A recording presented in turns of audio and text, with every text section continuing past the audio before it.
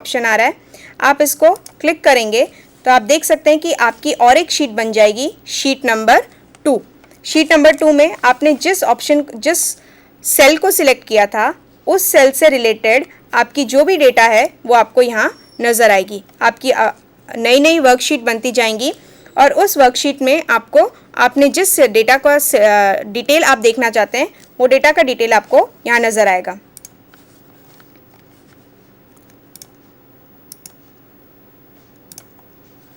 ये देखिए, यानी आपका जो ओरिजिनल डेटा है, यहाँ पे शीट 3 दोबारा से बन गई। आपका जो ओरिजिनल डेटा है मीनाक्षी, यहाँ पे आप देख सकते हैं कि मीनाक्षी नाम के आगे जो भी डेटा है वो आपको यहाँ पे शीट 3 में नज़र आ रहा है।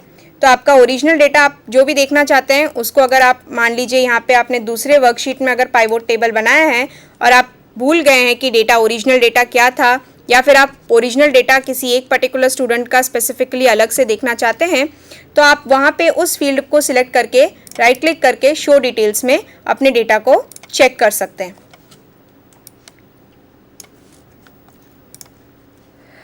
मान लीजिए स्टूडेंट, आप लोगों ने यहाँ पे मार्क्स की जगह कुछ पैसों की वैल्यू लिखी है, यानी आपने कोई मनी के बारे में लिखा है, पैसों से रिलेटेड आपने कुछ वैल्यू यहाँ पे लिखी है।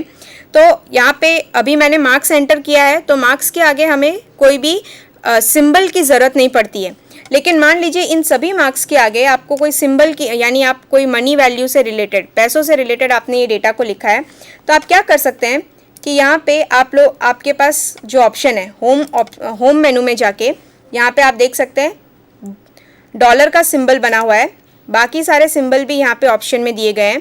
आप मान लीजिए डॉलर का सिंबल इसमें डालना चाहते हैं। ये देखिए, आपको डॉलर के सिंबल के साथ एक ही वैल्यू नज़र आ रही है जो कि मीनाक्षी के नाम पे है, $9.00। ये सिर्फ मैं आपको एक एग्जाम्पल दे रही हूँ कि अगर आप पैसों से रिलेटेड डेटा को दिखा रहे हैं तो उस टाइम पे आपको क्या करना होगा कि आपको करेंसी का जो सिंबल है उसको भी सामने रखना होगा डेटा के सामने। तो अगर आपको करेंसी का सिंबल रखना है तो आप देख सकते हैं कि यहाँ पे 9 के सामने करेंसी अपने आप आ गई है। बाकी सब फील्ड आपको नज़र आ रही होगी कि ये सब हैश में नज़र आ रही है आपको। वो इसलिए स्टूडेंट क्योंकि जो वैल्यू है वो सेल के अंतर्गत पूरी तरीके से नहीं आ पाई है। अगर आप सेल साइज़ को थोड़ा बड़ा करेंगे तो आपको आपकी वैल्यू इस तरीके से नज़र आएगी। ये देखिए आ गया। तो यहाँ पे ये क्या रिप्रेजेंट कर रहा है कि डॉलर से रिप्रेजेंटेड है आपके सारे डेटा। अब आप इसको दोबारा से सिलेक्ट करके, मैं इसको डीसिलेक्ट कर देती हूँ क्योंकि ये तो मार्क्स हैं। आप चाहे ये कर सकते हैं या तो फिर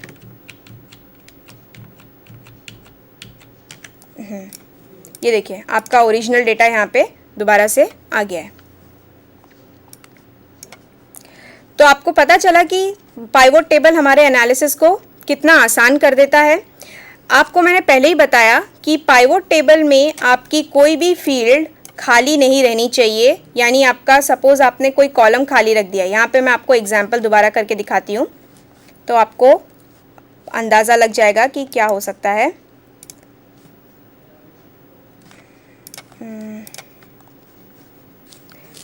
मैं दूसरा शीट हम दूसरे शीट में काम करते हैं। दूसरा शीट है यहाँ पे स्टूडेंट, आप एक चीज़ देखिए कि हमारा जो ओरिजिनल डेटा था, जो पहला डेटा था, उसमें मैंने सिर्फ नाम लिए थे और यहाँ पे मार्क्स लिए थे स्टूडेंट्स के। जो मेरा दूसरा डेटा है यहाँ पे आप देखिए department wise marks of students, यानी यहाँ पे मैंने 2 फील्ड ली है। पहला नाम का है, दूसरा मैं फ़ॉन्ट थोड़ा बड़ा कर देती हूँ ताकि आपको देखने में आसानी हो।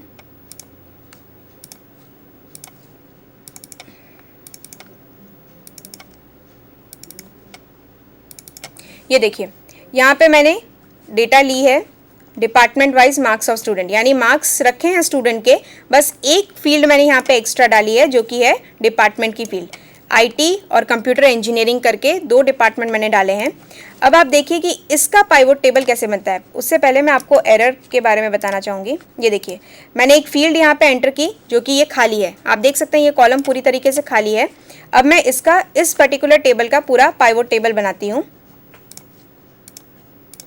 ये देखिए पाइवोट टेबल का ऑप्शन आ गया। अब आप रेंज सिलेक्ट कर लीजिए अपनी। हमने ये पूरा टेबल सिलेक्ट कर लिया। एग्जिस्टिंग वर्कशीट में ही हमें बनाना है। यहाँ देखिए आपकी पाइवोट टेबल बन गई है। मैंने नेम लिया सपोज़, फिर डिपार्टमेंट, फिर मैथ्स, फिर इंग्लिश, फिर साइंस, फिर इंग्लिश। आप देखिए कि आपका जो पाइवोट टेबल का जो डेटा है वो किस तरीके से आ रहा है। आप देख सकते हैं कि अनीता, फिर उसके बाद डिपार्टमेंट में IT, यहाँ तक सब सही है, लेकिन यहाँ पे आपका डेटा जो है वो एक परफेक्ट फॉर्मेट में नहीं आ रहा है। वो इसलिए नहीं आ रहा स्टूडेंट, क्योंकि आपका यहाँ पे एक फील्ड खाली है। यहाँ पे आपकी जो एक पूरी रो है वो पूरी खाली है। तो हम लोग क्या करेंगे, इस पाइवोट टेबल को डिलीट कर देते हैं। पाइवोट टेबल को सिलेक्ट करना पड़ेगा आपको और डिलीट।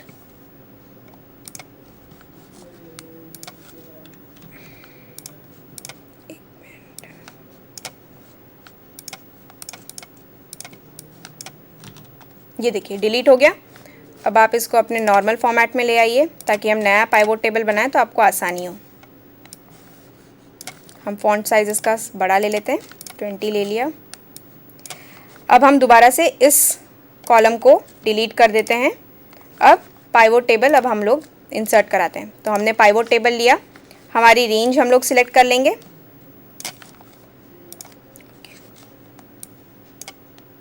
ये देखिए मेरी न्यू वर्कशीट में मेरा पाइवोट टेबल बन गया है यहाँ पे।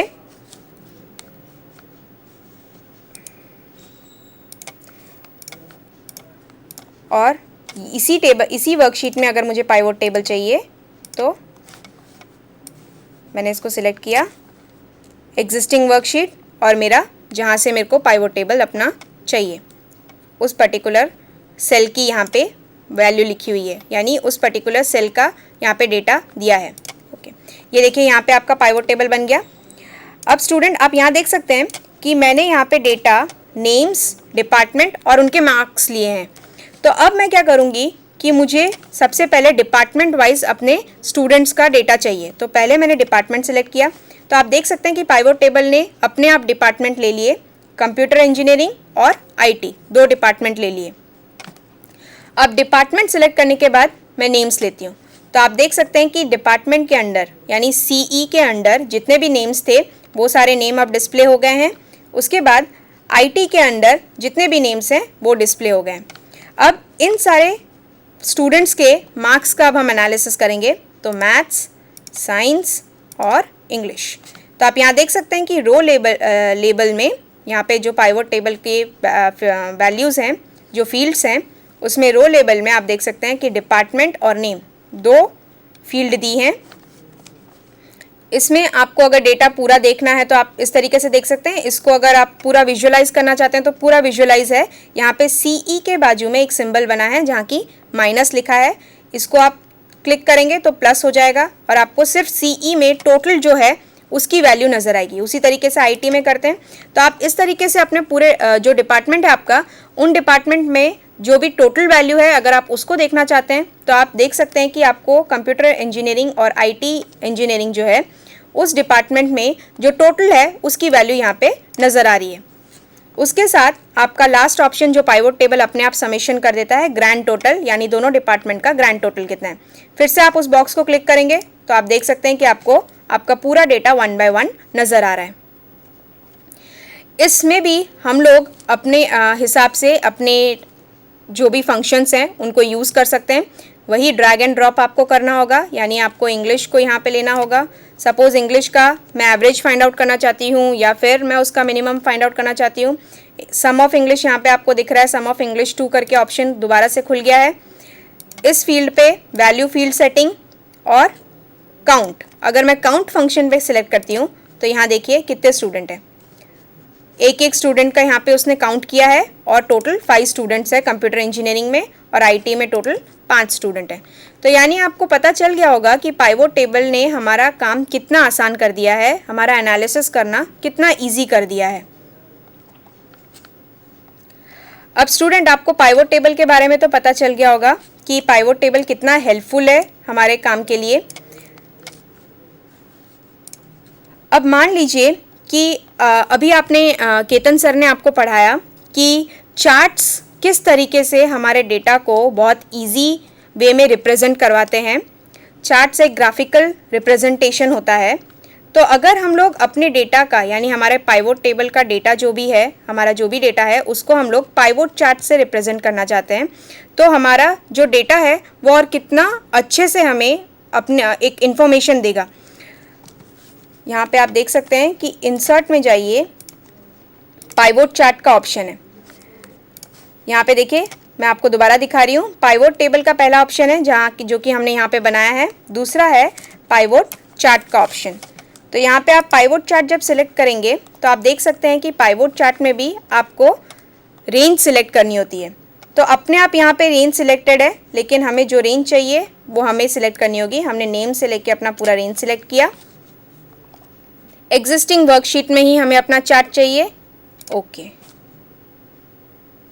अच्छा, तो हम वो ये एरर इसलिए आ रही थी क्योंकि हमने टेबल और अपने ओरिजिनल डेटा के बीच में सेल को सिलेक्ट किया था जहाँ पे चार्ट नहीं बन सकता। तो हमने यहाँ पे अगर सिलेक्ट किया पाइवोट चार्ट, हमें रेंज सिलेक्ट करनी होगी। ओके, अब इसमें हम लोग अपना नेम, ये देखिए, आप देख सकते हैं कि आप जिस तरीके से अपना चार्ट बनाएंगे, उस तरीके से आप जिस तरीके से अपनी फील्ड को सिलेक्ट करेंगे, उस तरीके से आपका चार्ट धीरे धीरे बनता जाएगा। सपोज मैंने नेम हटा दिया और सिर्फ डिपार्टमेंट रखा, तो आप देख सकते हैं हमारे दो ही डिपार्टमेंट हैं, जो कि है कंप्यूटर इंजीनियरिंग और इंफॉर्मेशन टेक्नोलॉजी। तो जो हमारा वाई एक्सिस है, यानी ये जो वर्टिकल लाइन है, वो रिप्रेजेंट कर रहा है मार्क्स को, यानी टोटल को रिप्रेजेंट कर रहा है। यहाँ पे सबसे पहले ही एक फील्ड बन गई है टोटल। आप यहाँ पे जिस तरह से केतन सर ने आपको बताया कि आप अपने चार्ट का नाम चेंज कर सकते हैं। अगर हम यहाँ पे रख सकते हैं, अगर हम यहाँ पे कोई भी नाम रखना चाहें अपने हिसाब से, उसको रख सकते हैं।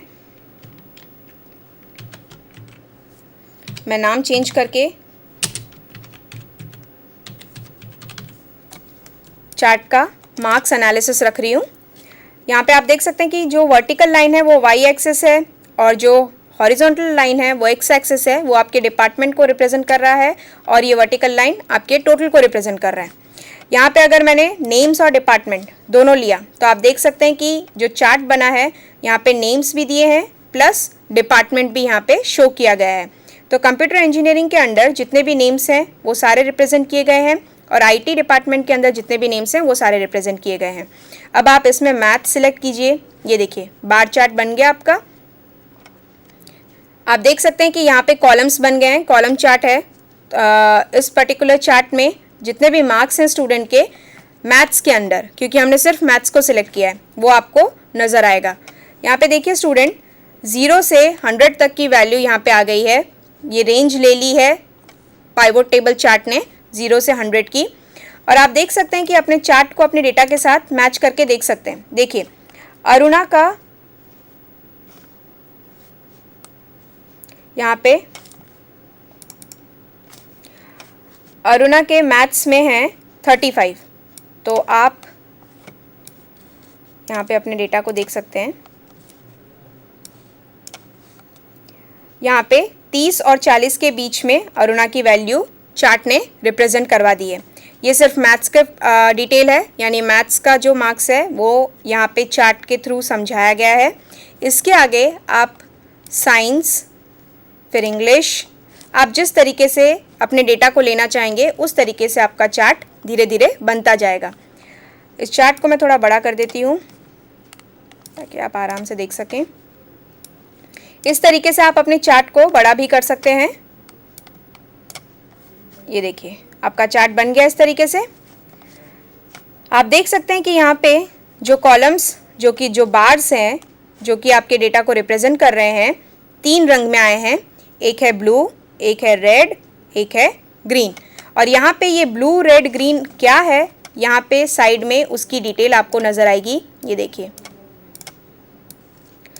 अब इस डिटेल में भी आप अगर नाम चेंज करना चाहते हैं तो आप नाम चेंज कर सकते हैं। ये देखिए, आपका जो भी डिटेल है, some of maths, some of science, some of English, तो आप देख सकते हैं कि आपका जो मैथ्स है वो है ब्लू रंग में, आपका जो साइंस है वो है रेड लाल रंग में, और आपका जो इंग्लिश का मार्क्स है वो है हरे रंग में। तो यहाँ पे सारे स्टूडेंट का तीन तीन बार्स बने हैं और वो तीनों बार्स अलग अलग डेटा को यानी अलग अलग सब्जेक्ट के वैल्यू को रिप्रेजेंट कर रहा है और यहाँ पे डिपार्टमेंट वाइज आपके स्टूडेंट का नाम भी दिया है। मान लीजिए अगर मैं यहाँ से नाम को हटा देती हूँ तो आप देख सकते हैं कि यहाँ पे टोटल दे दिया है पाइवोट टेबल चार्ट ने, यानी कंप्यूटर इंजीनियरिंग डिपार्टमेंट में मैथ्स में टोटल जो है उसकी वैल्यू यहाँ पे दे दी है। फिर साइंस सब्जेक्ट में जो टोटल है सारे पांचों स्टूडेंट का, हमारे कंप्यूटर इंजीनियरिंग डिपार्टमेंट में 5 स्टूडेंट थे, उन पांचों स्टूडेंट का टोटल जो है वो यहाँ पे दे दिया है और उसी तरीके से इंग्लिश सब्जेक्ट का भी टोटल दे दिया है। तो आप देख सकते हैं कि इस तरीके से आपका चार्ट बना है। अब स्टूडेंट अगर आप इस चार्ट को दूसरे टेबल में बनाना चाहते हैं यानी दूसरे वर्कशीट में बनाना चाहते हैं, आप चाहते हैं कि आपका जो चार्ट है वो आप अच्छे से रिप्रेजेंट कर सकें, इस चार्ट को आपको मूव कराना है तो आप इस तरीके से मूव करा सकते हैं। ये देखिए आपका चार्ट नीचे आ गया। आपको अगर दूसरे वर्कशीट में अपने चार्ट को लेना है तो वही ऑप्शन आपको अपनाना पड़ेगा जिस तरीके से आपने पाइवोट टेबल का ऑप्शन लिया था। ये देखिए इंसर्ट में जाके पाइवोट टेबल पाइवोट चार्ट, आपको रेंज सिलेक्ट करनी है। इस तरीके से आपने रेंज सिलेक्ट की, आपको न्यू वर्कशीट पे के ऑप्शन पे क्लिक करना होगा। ओके, ये देखिए आपके फिर से ऑप्शंस आ गए। यहाँ पे आप नेम्स ले लीजिए, डिपार्टमेंट्स, उसके बाद मैथ्स, साइंस और इंग्लिश। ये देखिए आपका चार्ट बन गया। इस चार्ट को हम बड़ा कर देते हैं तो आपको ज़्यादा अच्छे से पता चलेगा। अब इस चार्ट को हम लोग मूव करा देंगे साइड में।